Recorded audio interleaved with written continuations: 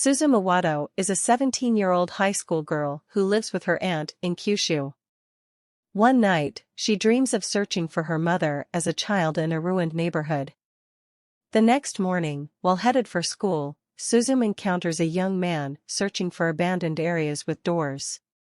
She tells him about an old onsen resort nearby, then follows the man herself to the resort. Suzume finds a door standing alone on its frame, which shows a starlit field through the doorway, but she is unable to enter it. She picks up a cat statue, which becomes a real cat and flees. Frightened, she heads back to school. During lunchtime, Suzume notices a blaze-like column arising from the site of the onsen that nobody else can see. Returning there, she finds the man from before, trying to close the door. Seeing him struggle and get injured, Suzume rushes to help. They successfully close the door and the red column disappears, but not before crashing invisibly into the town and causing earthquake-like damage. Suzume takes the man, Suda, to her home to bandage his wound. He explains that he travels across Japan, finding and locking doors in abandoned places to prevent a giant supernatural worm from causing earthquakes. The cat from the resort appears and turns Suda into the child's chair he was sitting on. Suda, now a three-legged chair, chases the cat to a ferry headed for Ehime with Suzume following. He describes the cat as a keystone, and that the worm was released after its removal from near the abandoned door. At Ehime, the pair use clues on social media from locals who have photographed the cat and named it Daijin to follow it across Shikoku. With the help of local resident Chika, they find the worm and close its door of entry at an abandoned school.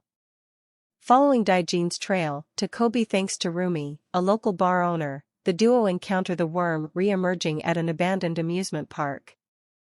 Soda demands that Daijin turn back into a keystone, but he refuses, wanting to play with Suzume. She and Soda lock the worm's portal. Soda explains the portal leads to the ever after where souls go after death. As they spend the night at Rumi's bar, it is revealed that Soda is losing his sense of self in his chair form. After tracking Daijin to Tokyo, Soda has Suzume take him to his apartment. He explains the myth of the worm Namazu, and how it is pacified by the placement of two keystones in eastern and western Japan. The western keystone has become the cat Daijin, while records of the eastern keystone's location are obscure. Should the worm appear in Tokyo, it could destroy the city, similar to the 1923 Great Kanto earthquake. Daijin reappears and reveals that he had passed on his function as a keystone to Soda's chair form. After finding the re-emerged worm, Soda turns into a keystone in Suzume's hands, leaving Suzume to seal it away. She does so, and wakes up in a cave housing Tokyo's doorway. Peering into the ever after, she sees the keystone Soda but again cannot enter to reach him. Suzume visits Soda's grandfather at the hospital. He explains that Suzume's ability to see the worm and the ever after through the doors means that she has accidentally entered the realm once before.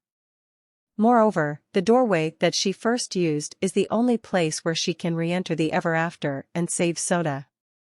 Reuniting with her aunt Tamaki, who followed her from Kyushu, Suzume travels to her childhood hometown in Tohoku, which was destroyed in the 2011 Tohoku earthquake and tsunami together with the help from Soda's fellow university classmate and friend, Tomoya Serizawa, whom she met at Soda's apartment right before the worm appeared in Tokyo.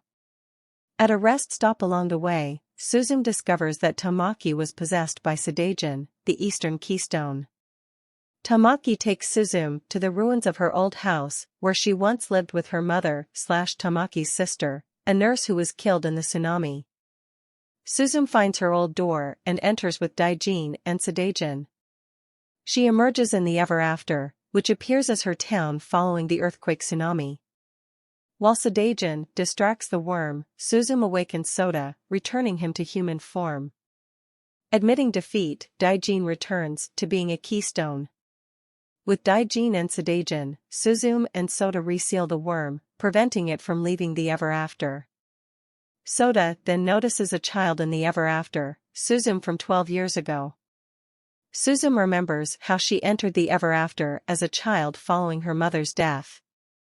She takes her childhood chair from the ever after version of her home and gives it to her younger self, telling her about her future. Young Suzume exits the ever after with the chair, leading to her being found by Tamaki 12 years prior.